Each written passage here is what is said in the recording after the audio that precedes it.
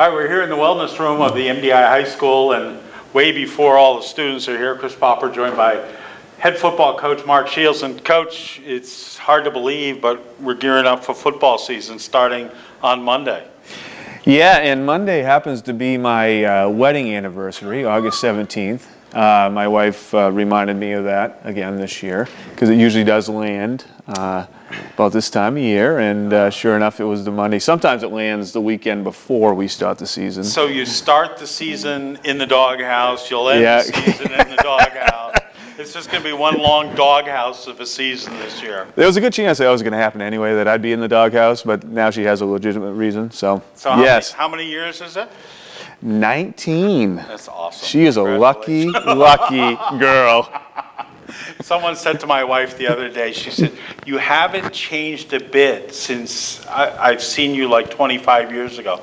And I said, "It's because she's been married to me and it's easy living." Yes. Like the fountain of youth. Right. Especially where you work. My nose grew. Right, yeah. Yeah, exactly. It's probably easy living with you because you're always gone working, so her life's a lot better. Oh. All right, so last year was kind of a rebuilding year for the MDI Trojans, and you've got everybody under the having a whole season there, and a lot of the skilled positions having had that building year. What do you expect? Yeah, you're right. I mean, we had 5 seniors depending on the day last year. We knew we were going to be a young team. Played a lot of young kids. I mean, I remember going into Nokomis the first game of the year, and I had 2 freshmen starting for us that day. So yeah, we are hopeful that you know now that we have some kids that we have a pretty strong senior group of kids. We'll probably have 10 to 12 of them with lots of experience. They're quality football players. Been around the program for a while. They know our system, which, honestly, when you have an older squad, that preseason, those first few practices are usually a little bit easier because they already know our system, and you can move on a little bit quicker. But yeah, besides them, also, I'm really excited about some of our younger kids. Our sophomore class has been real strong this summer. They had a heck of a lot of playing time last year. Yep. You got a guy like Croy Albee from Trenton, and he's just a big, strong, fast kid, and he's going to see some time on both sides of the ball, I'd have to imagine. And Andrew Phelps came in late in the year and played some quarterback for us, and there's some other guys. Our junior class is pretty strong. You got Chris Farnsworth. He started defensive back, which I thought honestly probably was our best overall defensive back. Graham Good, and a lot of people know Graham through basketball as well. He's a beast. In the post in basketball, and he's just a real strong football player, a lot of intensity. So yeah, so we have some good kids coming back. We've had some kids that worked hard in the off season in the weight room, and we're hoping that we can come out of the gates running and see what we can do. You had a big summer of 7-on-7. I know Mark Arnold oversaw that program up in Ellsworth. Yep, Dwayne Crawford did a nice job for us this year up there running that program. We had been playing up to Bucksport the last couple of years, and they discontinued what they were doing down there, and Dwayne sort of took the bull by the horns, and he got Washington Academy involved, and he got us involved, and yeah, it was it was a good thing for us. I mean, it is a passing league, and as you know, we don't necessarily throw the ball a lot, but for us, it's more of a defensive thing, helping our defensive backs and covering some real quality receivers this summer, and we're hoping that's going to be beneficial to us. Big change in the Big East in the football, because now it's the Big Ten. What with the realignment? Right. So we lost Camden Hills in our conference. We lost Nokomis in our conference. We picked up John Baptist, and we picked up Oceanside. I don't know much about Oceanside. Some of the scuttlebutt on the street is they're really big.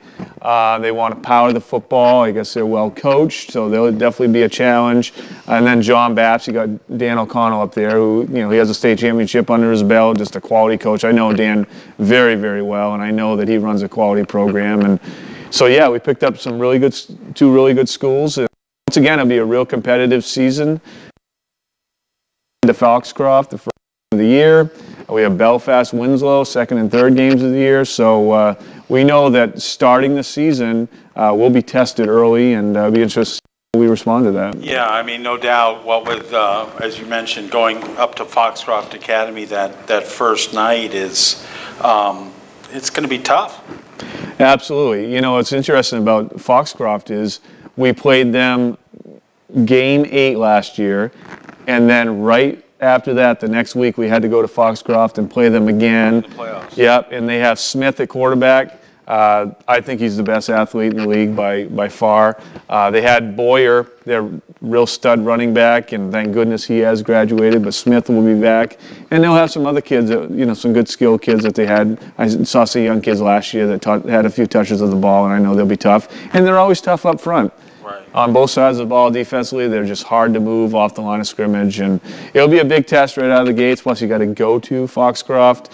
We were fortunate enough to get a win down there a couple seasons ago, so I think the kids do believe that they can have some success down there. And Dan White does a great job coaching them, and it's going to be a tough game to start. If I remember reading right, I think Hunter Smith's been to a couple pro camps or collegiate camps and is being scouted. He is. I had heard just the other day, I don't know how reliable this is, but I'd heard that he had been offered a scholarship to UMaine Orono. I don't know if that's true. I'd also heard Syracuse. Division I schools. Yep, he's a phenomenal football player, phenomenal basketball player, track and field. He just dominates. Seems like a real nice kid. But, to go down there the first game of the year, we had our first coaches meeting last night, and a lot of the talk in the coaches meeting had to do with how can we stop Hunter Smith because he's such an athlete. Yeah, what's so funny is that, he's a converted quarterback, and that his natural position or the position he prefers to play is wide receiver. Yeah, and Coach White down there did a real nice job because he had Hunter Smith split out as a wideout, and he might have touched the ball 5-6 times a game. Well, guess what? You put him at quarterback and shotgun in that spread look, and now he touches the ball every play, and he's a touchdown waiting to happen. So that was a real smart move on Coach's part, and it really does cause some problems defensively to try to stop him. So what can we expect from MDI this year? More ground and pound, control the ball? Yeah, we've been running the T since 2008. We like the T.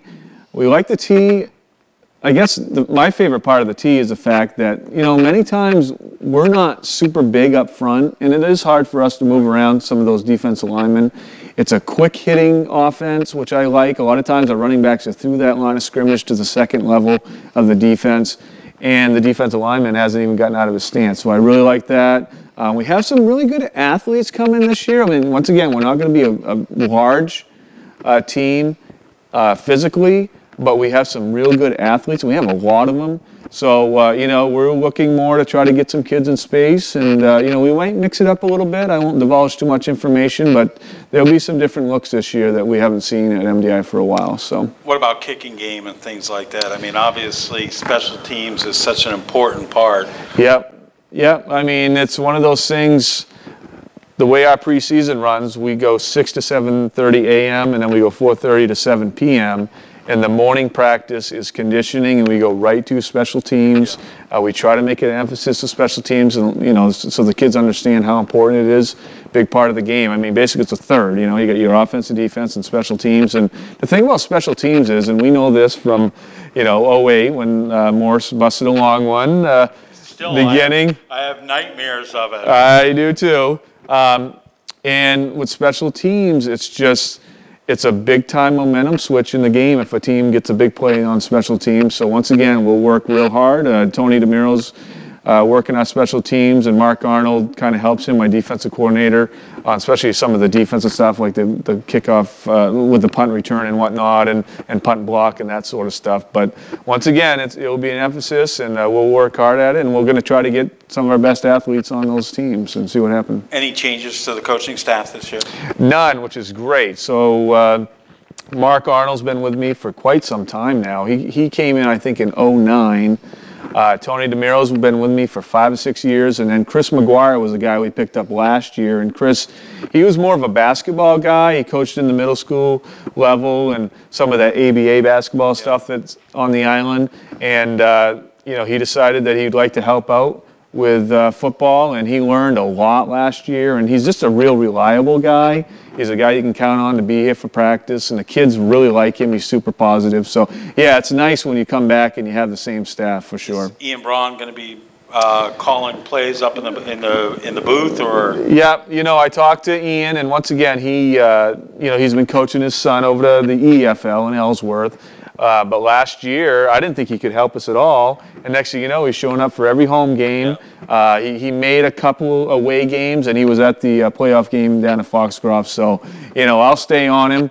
I'd love to keep him around. Like I keep saying, we're like an old married couple. We've been together forever, so since 2003. So, yeah, I'm sure he'll be part of what we do for sure, and hopefully he can contribute as much as he can to us. Yeah, I mean, it's having that extra person up there so you can keep everybody else on the sidelines is helpful. Yeah, oh, absolutely. And I mean, I look at my staff, and I mean, I'm a head coach. Mark Arnold was a head coach for years down in Michigan, and Ian Braun obviously at Old Town, and then working down here with me. And so I'm super fortunate with the type of guys that I have as my assistant coaches. All right, so you've got parent meeting on Thursday, double sessions start Monday. Yep. And then you've got a week from Monday, so that's, I think, the 24th. You've got your first scrimmage against Waterville. Right. So our double sessions, and as the kids like to refer to it, as Hell Week, for the first week and a half. And we'll start on Monday, the 17th, and then it must be the 24th. Waterville will come to us at 5 p.m. here at MDI, and we know that they're going to be a quality opponent. The nice thing about that game is it's a controlled scrimmage, so it doesn't look a lot like a normal football game. An offense will have 10 plays, and then the next team will have 10 plays, and they kind of do it that way. It's great because the coaches can be right on the field with the players, and we can coach them up. The officials will allow us to stop everything and line the kids back up and talk about what happened that last play. And so we're going to learn a lot right off quick against Waterville, because we know that they're one of the top teams. They were the Eastern Maine runners-up this year versus Winslow, our past season, and then it's a quick turnover because that's a Monday, and then Friday we're up to Ellsworth against them, and they have good numbers this year. They're really excited about what's going on up there at Ellsworth, and I know that they're going to be, a good test for us, and I think you need a good test. So I like the idea of having Waterville and Ellsworth right out of the gates, because they're going to test us before we get up there at Foxcroft. And we'll have that MDI Ellsworth game that Friday night on WDEA Internet Radio because of the Red Sox, but you'll be able to hear that game, and we'll broadcast that. And of course, we're going to have every MDI game this season on the radio or on the internet, as the case may be. Yep, that's spectacular. I mean, you guys have been wonderful to us. I mean, we've been together, I think, since 2006. Yeah.